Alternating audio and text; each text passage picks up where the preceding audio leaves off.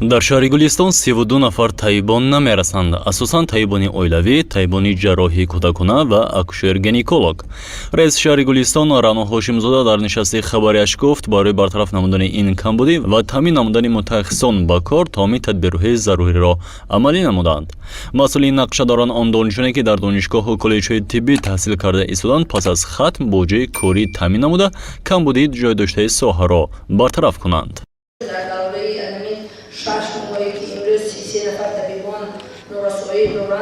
албатта аз шаҳри Душанбе имрӯз мо пурра бо ҳамин муассиса мана албатта имрӯз бо сабаби бемории сартабиби беморхона ҳузур надоранд, дар онҷо иштирок доштанд.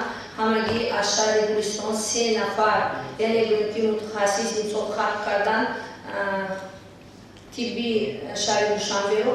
ба ғайр аз он зиёда аз хато накунам 15 нафар аз Россия мо имрӯз умед дорем ки фиқи маълумотҳое ки сафарбар карда шуданд инҷо онро супориданд.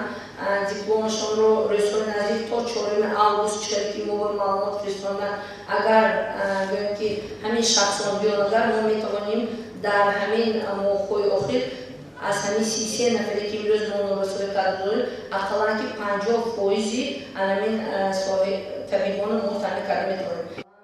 давре гуфта шуд, соли ҷорӣ дар шаҳри Гулистон 6 корхона сохта ба истифода дода шудааст ва нақша аст боз чанд корхонаи дигар ба истифода дода шавад.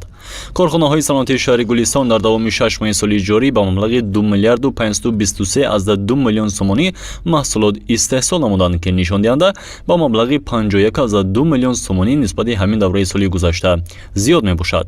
дар корхонаҳои саноатии шаҳри Гулистон истеҳсоли барзиёди маҳсулоти саноатӣ аз рӯи 87 намуди аслӣ ба роҳ монда шудааст.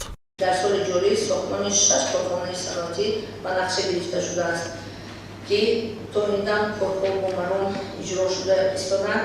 дар ин давра дар ҷамъияти муштараки Африфка хатти истеҳсоли нуқра бо 15 ҷойгории нав, сехи истеҳсоли нӯшокҳои ташнашикан аз ҷониби соҳибкорони инфиродӣ бо 5 ҷойгорӣ, ҳамчунин ҷамъияти дорои масъулияташ маҳдуди лаззати ҳуҷҷат бо мақсади истеҳсоли маҳсулоти гӯшти бо 8 ҷойгорӣ ва иқтидори 2,2 тонна маҳсулот дар як моҳ ба истифода дода шудааст.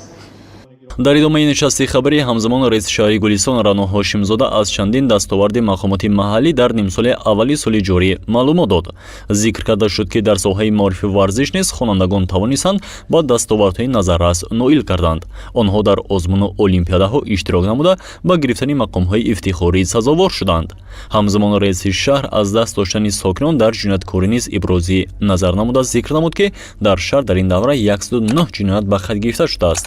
ҳамзамон як ҳолати муомилоти ғайриқонунии маводи нашъадор низ ба қайд гирифта шудааст, ки аз ҷониби кормандони мақомоти ҳифзи ҳуқуқ дарёфт ва мусодира гардидааст. гузориши Шамси Наврӯзов ва Субҳон Одилҷонов барои барномаи иттилоъоти имрӯз.